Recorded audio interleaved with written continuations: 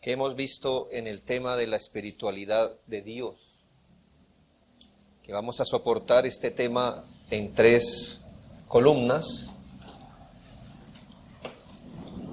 que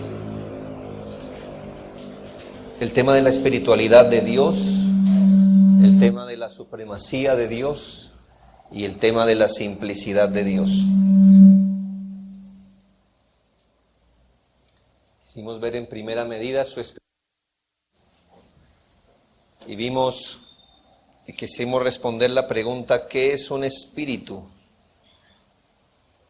Un espíritu es un ser viviente, un espíritu es un ser inmaterial y un espíritu tiene facultad. ¿Facultad de qué? En primera medida, los espíritus tienen facultad de la mente, de la voluntad y también del afecto. Al llegar al tercer punto, que un espíritu tiene la facultad del afecto, quiero tocar un tema, espero poderlo hacer, y es el tema de la impasibilidad divina. La impasibilidad divina. Sé que es un tema complejo, bastante complejo, a la luz de que este lenguaje es completamente desconocido para la mayoría de los cristianos. De hecho, se nos ha enseñado casi que en sentido opuesto a lo que hoy vamos a tratar de entender. Y es el entendimiento bíblico e histórico de los afectos de Dios. Voy a usar la palabra afectos como sinónimo de sentimientos o emociones, aunque no es su sinónimo mejor. Cuando hablamos de pasiones, de afectos o emociones, estamos hablando de palabras sinónimas. Para entender la complejidad de la impasibilidad, como usted se puede dar cuenta, es una negación. La confesión de fe nos dice: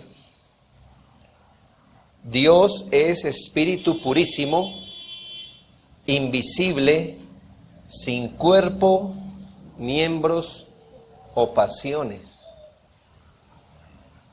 Quiere decir que nuestra confesión de fe enseña que si pasiones o emociones o afectos son lo mismo, significa que Dios no tiene cuerpo, no tiene miembros y Él no tiene pasiones.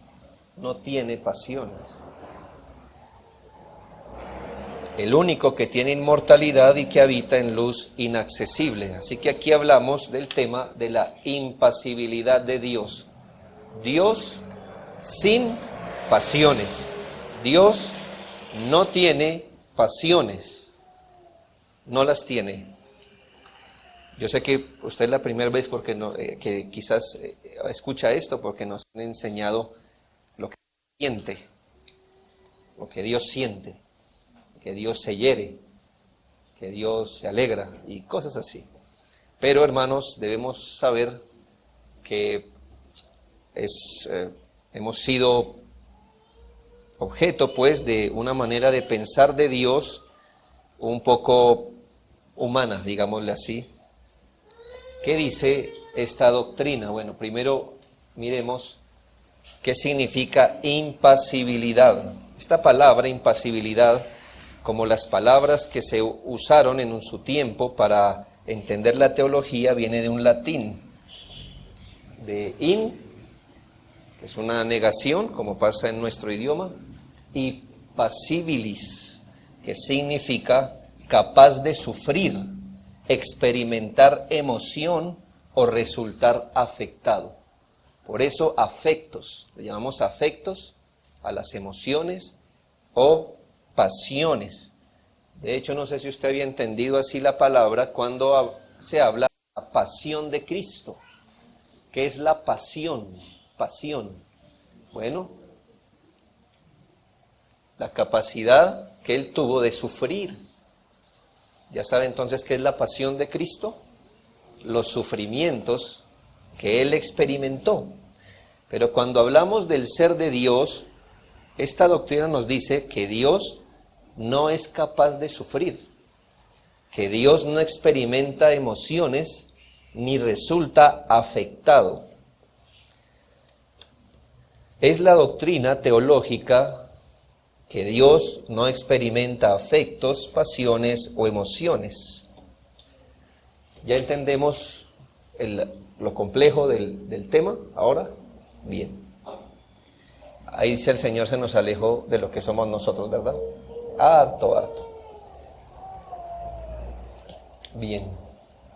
¿Qué dice exactamente esta doctrina? Ya bíblicamente hablando, teológicamente hablando, la impasibilidad puede definirse como que Dios no experimenta cambios emocionales, ya sean desde su interior, ni es afectado por su relación con la creación. Dios no experimenta cambios emocionales, ya sean desde su interior, ni es afectado por su relación con la creación, es decir, fuera de Él. A veces al menos aquí nos va a ser útil pensar en nosotros. Tenemos emociones, ¿no es así? Tenemos afectos. Es decir, usted y yo podemos ser afectados por las cosas. Usted está feliz, o está triste, o está celoso, o está tranquilo, está satisfecho, o no está. Mi pregunta es, ¿qué determina eso que usted siente? ¿Qué determina sus afectos? ¿Qué es lo que está modificando que usted esté feliz y luego triste? O que usted esté celoso o no sea celoso, o que usted esté satisfecho o no. Dos cosas, algo en su interior, ¿sí? ¿Se ha puesto feliz cuando usted se siente satisfecho consigo mismo? Sí. Y cuando usted no hace lo que debería, ¿cómo se siente con usted? Frustrado. Aquí no nada pasó afuera, sino aquí adentro. Usted a veces se siente feliz con lo que usted es o tiene. Cuando usted se mira al espejo, es un ejemplo. Usted dice, uy, yo ya amanecí. Usted se pone triste o ansioso con lo que usted ve en su interior. A veces mira una escena, ahora exteriormente, y esa escena es capaz de afectarlo a usted. Vamos a suponer que usted está triste, pero le traen la chocolatina que le gusta. Entonces, ¿qué pasa? Eso exterior a usted lo alegró, ¿verdad? Pero si le traen la sopa que no le gusta, se afecta. Estoy hablando en general, ¿me hago entender? Nuestros afectos son consecuencia de lo que internamente tenemos o externamente nos relacionamos. Ahora, hermanos, piense un poco en Dios si a Él le aplica tal cosa. ¿Puede algo cambiar a Dios desde su interior? Es decir, ¿realmente Dios puede resultar afectado por algo que ve en Él, que lo ponga triste o que lo ponga más feliz? En Él, en el Espíritu purísimo, en quien es perfecto. No hay nada que Él mire a su interior y diga, esto me produce felicidad.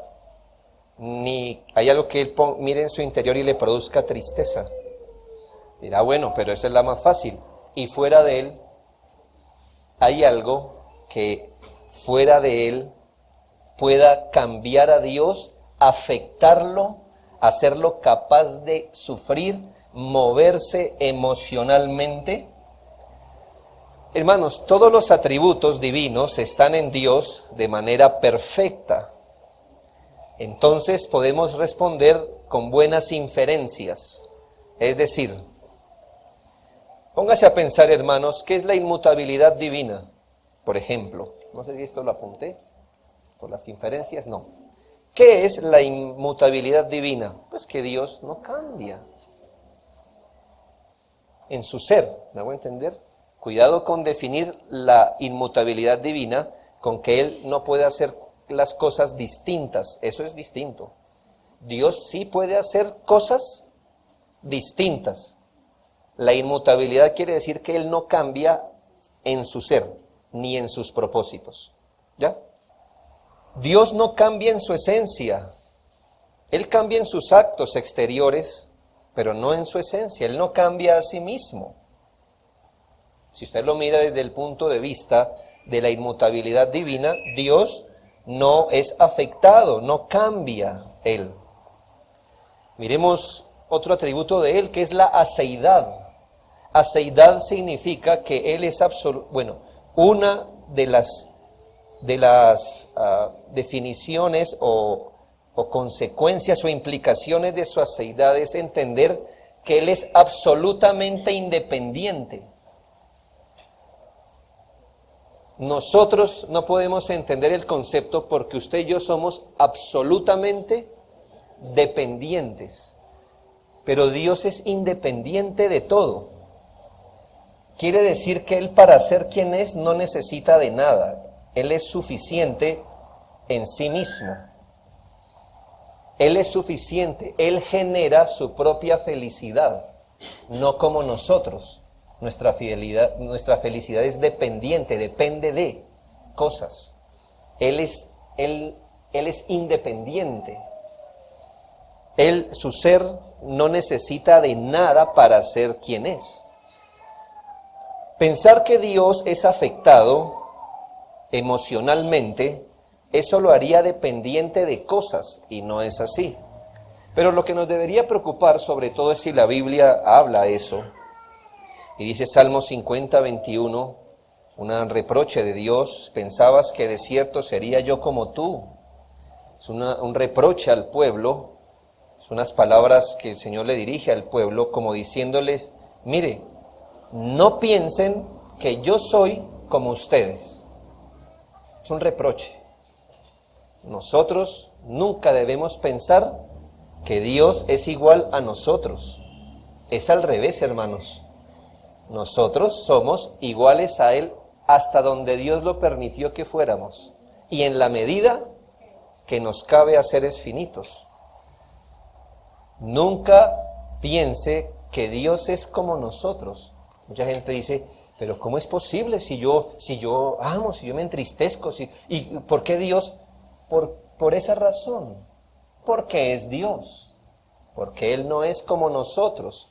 Dios no es un ser parecido a nosotros. Nosotros somos parecidos a Él, pero de forma limitada.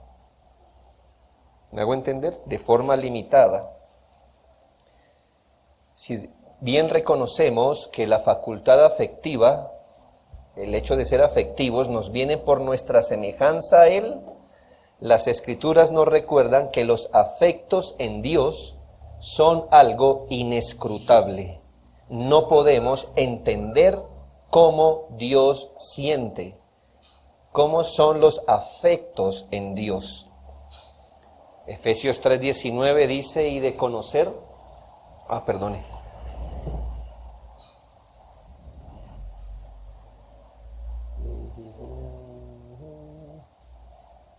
Efesios 3:19, y de conocer el amor de Cristo que excede, ¿qué?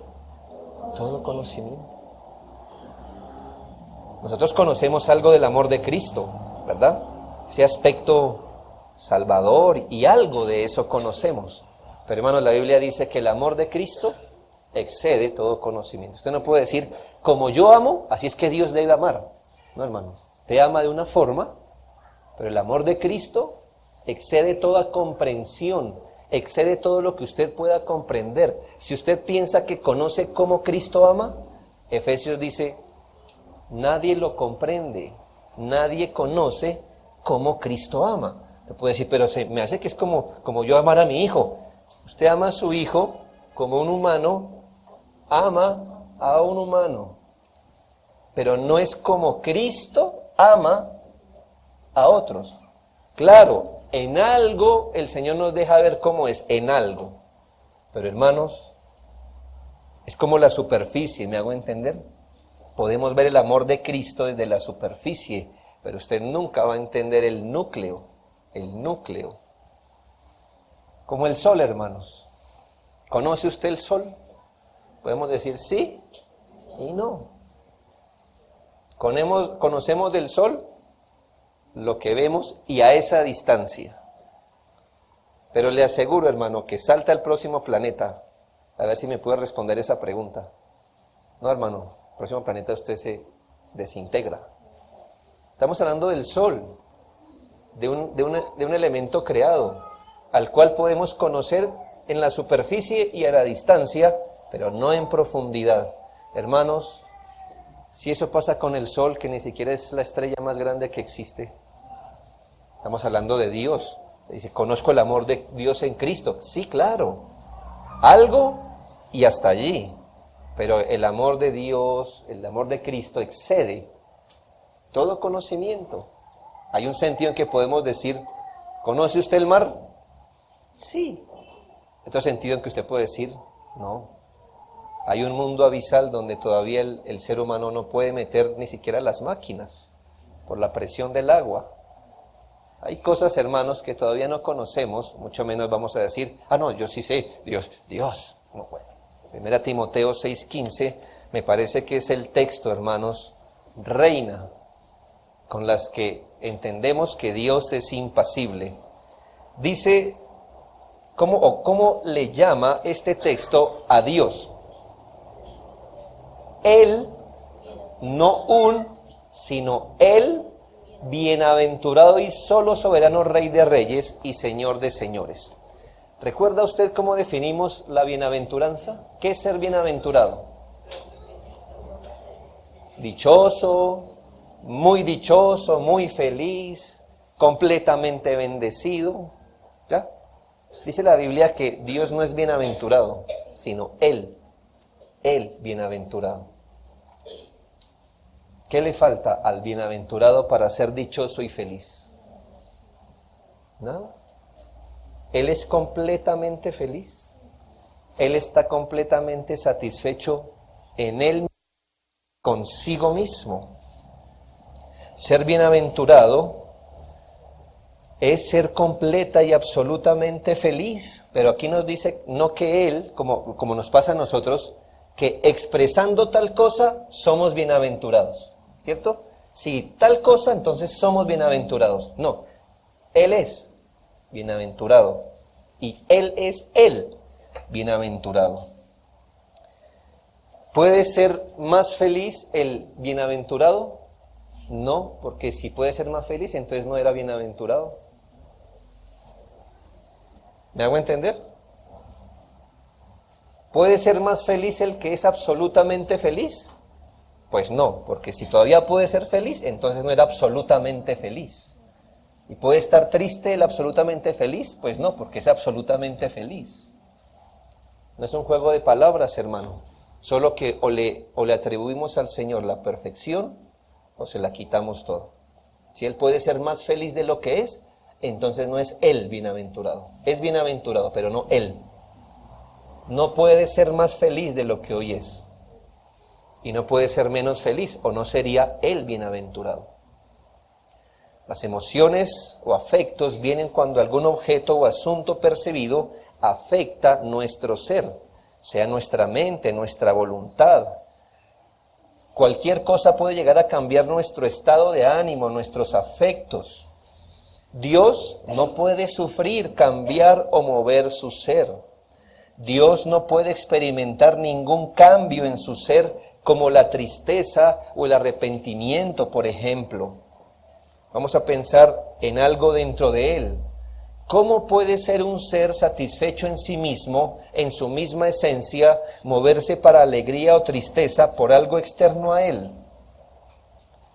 Palabra de Dios en 2 Corintios 11:31 le llama el bendito. Es decir, máxima satisfacción, máxima gloria. Si algo lo mueve para bien, entonces no era perfecto. Si lo mueve para mal, no era bienaventurado, no estaba completo. Pero nada moverá para bien o para mal a Dios, ni siquiera su propia creación. Hermanos, las emociones están muy ligadas al deseo y a la voluntad. Piense esto, las emociones están muy ligadas al deseo, a la voluntad y al poder. Piense eso, estas tres cosas nos mueven a nosotros en felicidad o tristeza, en satisfacción o insatisfacción. Hay cosas que deseamos, que si son satisfechas, nos mueven. Y si no son satisfechas, nos mueven. El deseo nos mueve emocionalmente. La voluntad, el querer.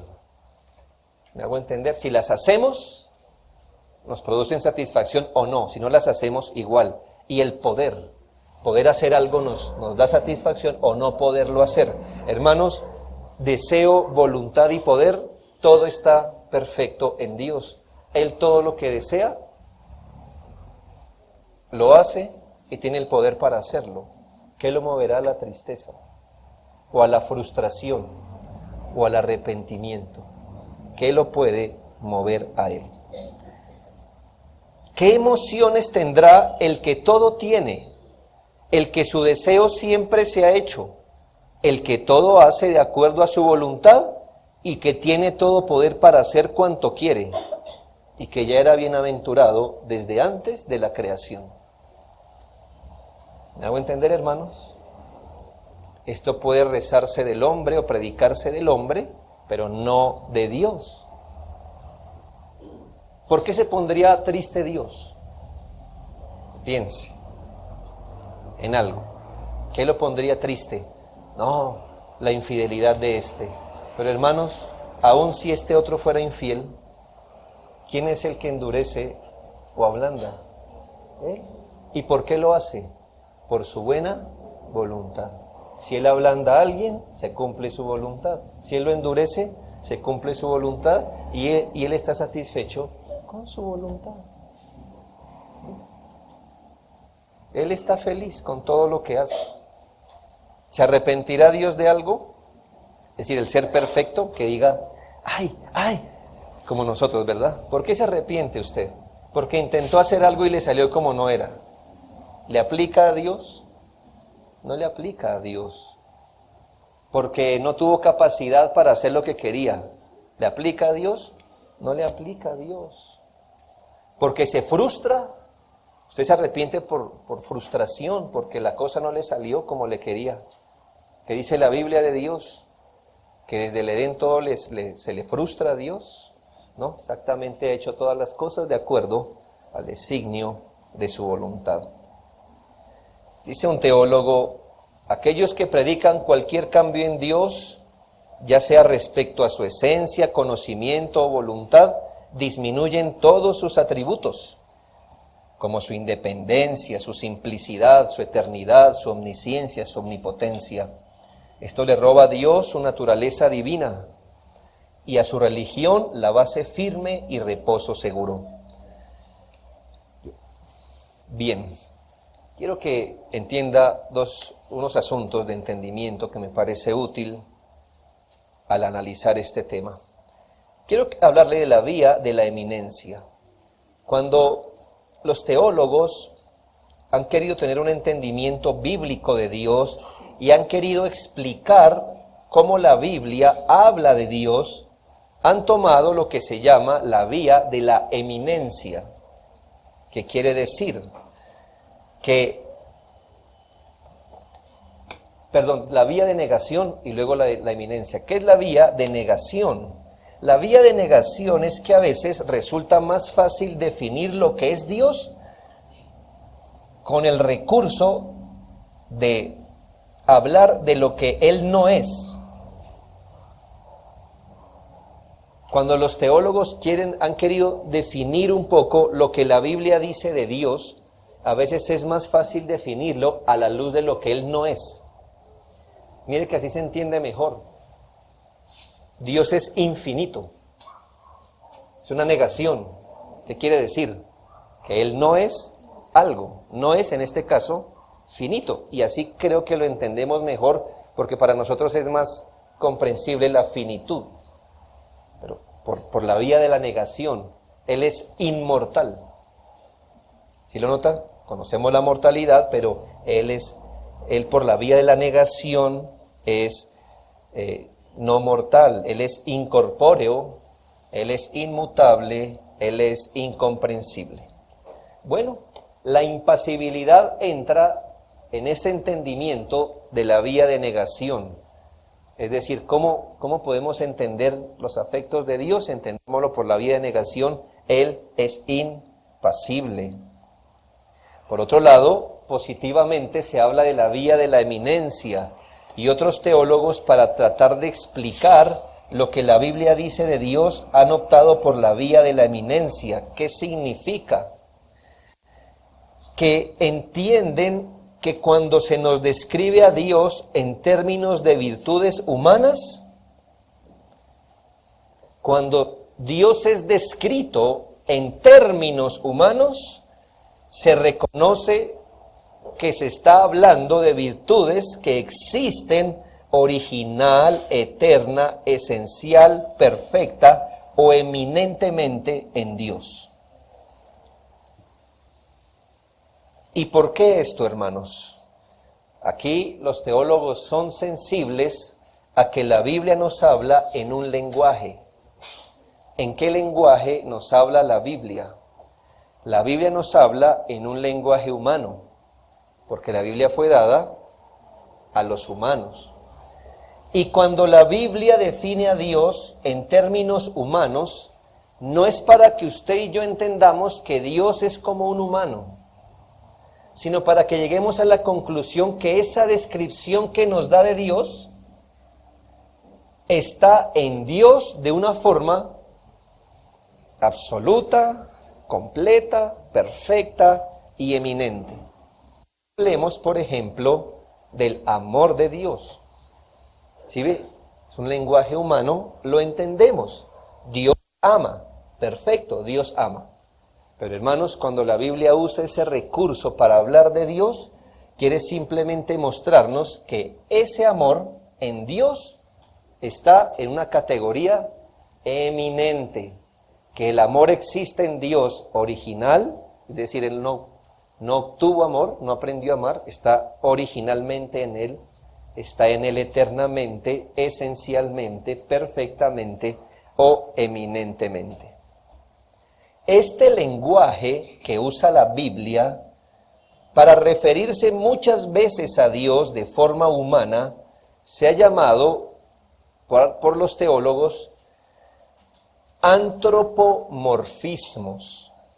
Antropomorfismos es atribuirle a Dios forma humana.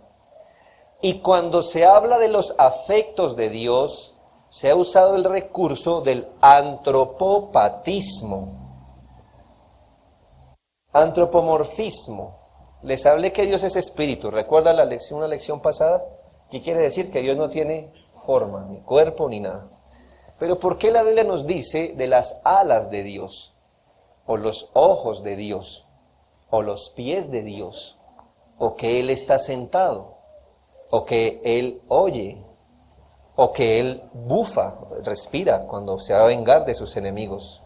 ¿Por qué le atribuye nariz, ojos, alas, pies, barba? ¿Por qué? No para que usted y yo nos imaginemos que Dios es un humano, sino para que usted y yo entendamos a nuestro nivel humano cómo es Dios. Pero nunca debe pensar de Dios como un humano. Ahora, piense esto. Si el antropomorfismo nos dice que Dios tiene ojos, ¿qué significa eso?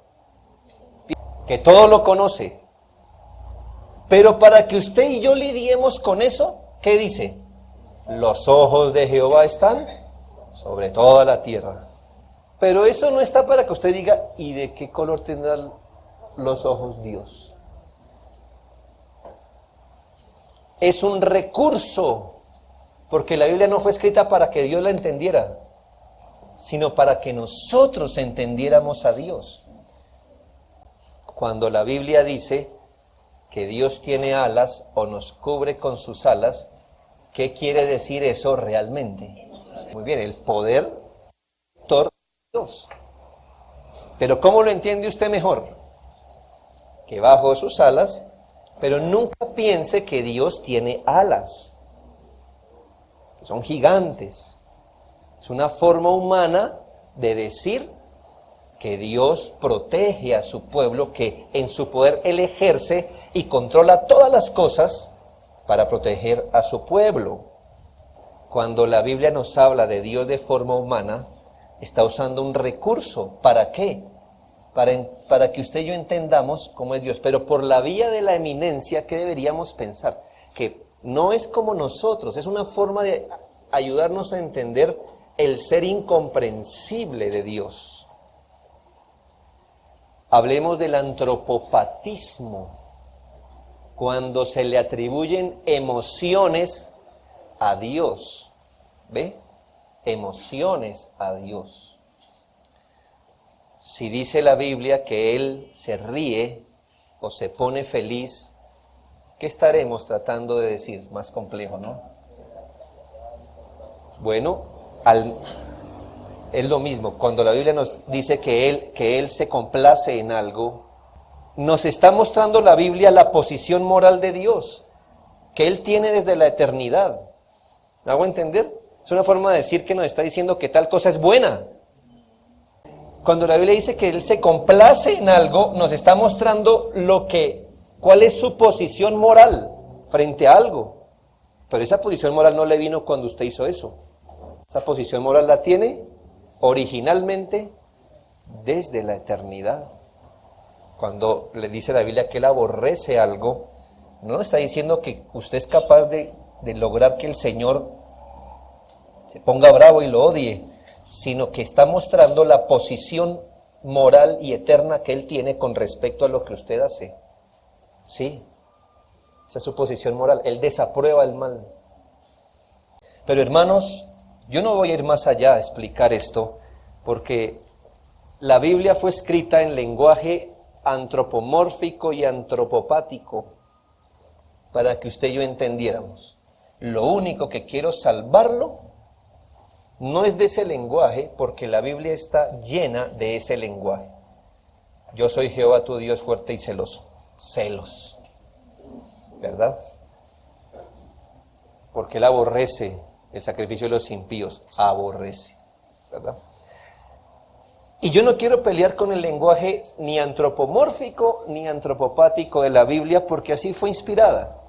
Lo que le quiero salvar a usted es que nunca piense de Dios en términos humanos. No piense de Dios en términos humanos. Sepa que todas esas descripciones, si así son de profundas en su lenguaje antropomórfico, si así son de profundas, debe usted regocijarse que la realidad sea más profunda que eso. Que si esa es la manera adaptada al hombre, para que entendamos, si esa realidad adaptada es tan profunda para nosotros como pensar en el amor de Dios, o en el odio de Dios, o en el celo de Dios, si ese es el lenguaje atemperado a nosotros, debe regocijarse que la verdad sea más profunda que eso. En otras palabras, hermanos, si el amor de Dios nos es dado en la Biblia como el amor de un esposo hacia su esposa, fuerte, ¿no? Cristo amó a la iglesia, como los maridos. Si ese es el lenguaje humano que usted y yo podemos entender y aún así nos parece tan profundo, imagínese cómo será la realidad de eso. Más profunda. Es que es un amor incomprensible. Ahora, si usted piensa que esas figuras de ver a Dios con ojos encendidos como fuego, con una espada en su mano, si esa imagen, que es la imagen antropomórfica de Dios, adaptada a nuestra estatura, si esa sola imagen nos pone a temblar, la realidad de eso es más profunda. Que jamás querrá conocer a Dios, ya cuando no lo veamos en términos antropomórficos.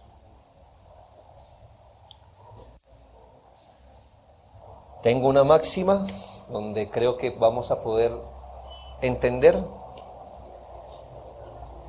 y es que es una característica de los espíritus sentir. Hace parte de lo que es de una facultad espiritual.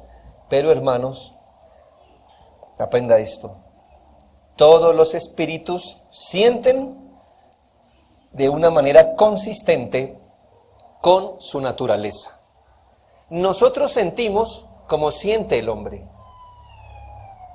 Nosotros sentimos como sienten las criaturas finitas. Dios siente como solo Dios siente. No tiene una comparación. Es como usted. Yo lo puedo entender a usted. ¿Por qué? Porque si usted está bravo, yo digo, a mí me pasa lo mismo. Yo sé que es estar bravo. O usted lo veo feliz, y digo, yo sé que es eso. O usted está celoso, sí, yo sé que es eso. ¿Está satisfecho? Yo sé que es eso. Y te lo puedo comprender porque soy hombre, usted es hombre, y entonces puedo suponer. No necesito vivir lo suyo para entender cómo se siente usted.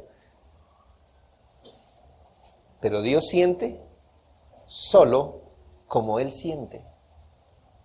Y no tenemos ninguna referencia para poder decir, ya entiendo. No. Usted dice, ya entiendo, entonces no está pensando en Dios. Si lo entendió, no es Dios al que acabo de entender. Porque en caso, por ejemplo, de su amor, ¿qué es? Sé de todo conocimiento. Más bien usted podría decir, mirando cómo es el amor, el verdadero amor bíblico, creo que entiendo algo, o empiezo a entender algo de su amor. Usted puede usar el lenguaje antropomórfico y antropopático de Dios desde que entienda lo que está diciendo, que Dios es mucho más que eso. Ahora, sí cuídese de definir a Dios de forma emocional.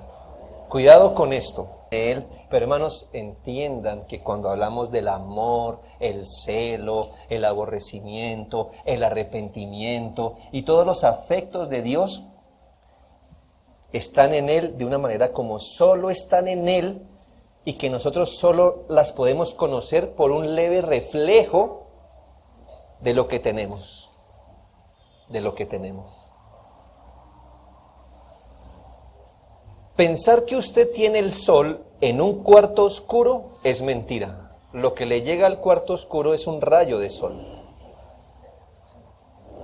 Millones de veces menor de lo que es el sol en verdad.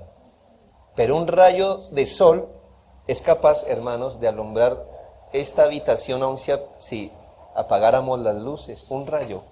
Millones de veces menor de lo que es el sol. Para nosotros es suficiente lo que nos está llegando. Millones de veces menos. Pero que usted diga que tenemos el sol aquí metido, no. Ahora, hermanos, es suficiente lo que Dios nos ha dejado ver de Él para alumbrar su alma, animarla, llevarnos al cielo. Pero pensar que conocemos, hermanos, la eternidad no nos alcanzará para conocer a quien es inescrutable, inescrutable. Piense entonces en eso, no es para colocarle un peso de incertidumbre, más bien cada vez que ore, cada vez que piense en Dios, piense que Dios siente solo como Dios siente, de una forma perfecta, profunda, como solo Él lo puede hacer sin contradecir sus perfecciones y estando Él siempre satisfecho consigo mismo. No se entienda impasibilidad con apatía. No significa que Dios no interactúe con el hombre. Significa que Él no interactúa con el hombre como un hombre. Interactúa con el hombre como Dios. ¿Sí? No es apatía, Porque la otra opción que nos pintan algunos es que inmutable es esto. Que pase lo que pase y Él mire, ya planeé. Ya, todo va a ser hecho. Bueno, en un sentido Él planeó y todo va a ser hecho. Pero ¿sabe qué es lo interesante? Que Él se metió en nuestra historia e interactúa con el hombre. ¿Ve? Interactúa con el hombre ¿cómo? Como el hombre es, pero Él no se vuelve humano para hablar con el hombre. Él actúa con el hombre en el lenguaje del hombre, pero siendo Dios. Creo que hay una herramienta que nos va a ayudar a entender más, y es cómo usted le habla a un niño. Usted le habla a un niño sin dejar de ser adulto, pero ¿cómo le habla al niño? Como un niño. No piense en el niño que ya le entiende bien, sino en el niño que hasta ahora está como...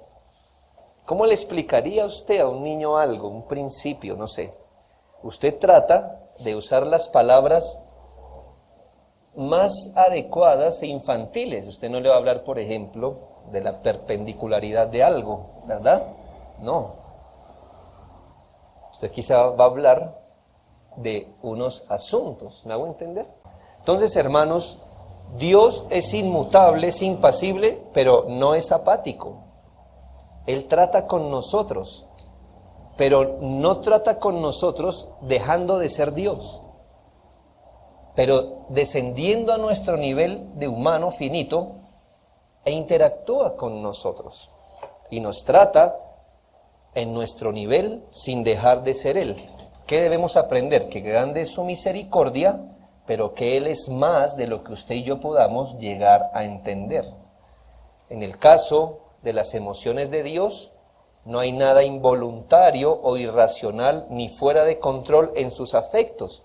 Eso quiere decir que Dios no es sorprendido, Dios no viene a airarse, nada se sale de control. Él expresa lo que quiere expresar. Todo es voluntario, todo está en el control de Él, no es como nosotros.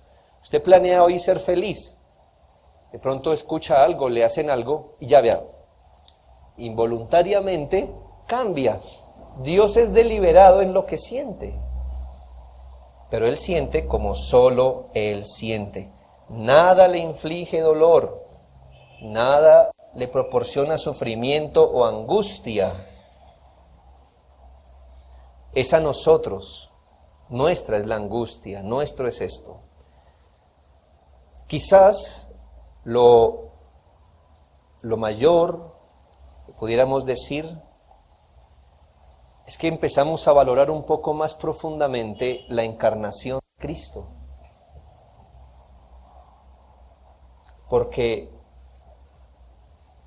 Dios Hijo, que esencialmente es espíritu, infinito, impasible, asumió una naturaleza humana pasible.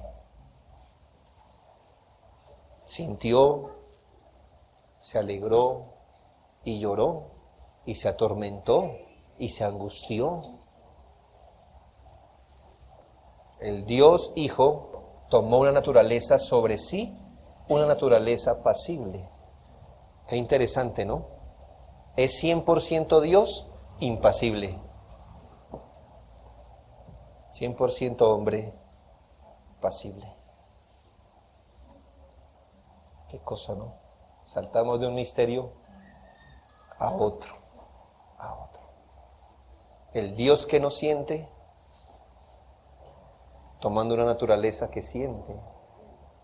Ambas están en Él perfectamente. ¿Cómo lo hace? No sabemos. Por eso es Dios, por eso no es un hombre. Así que, hermanos, solo quiero terminar en que recuerde, tenemos alguna analogía, no perfecta, no suficiente, pero algo podemos entender cuando miramos el lenguaje antropopático de la Biblia, y algo nosotros tenemos de Él, de cómo Él siente, pero Él siente como solo Dios siente, como siente un ser perfecto, bienaventurado y bendito en sí mismo.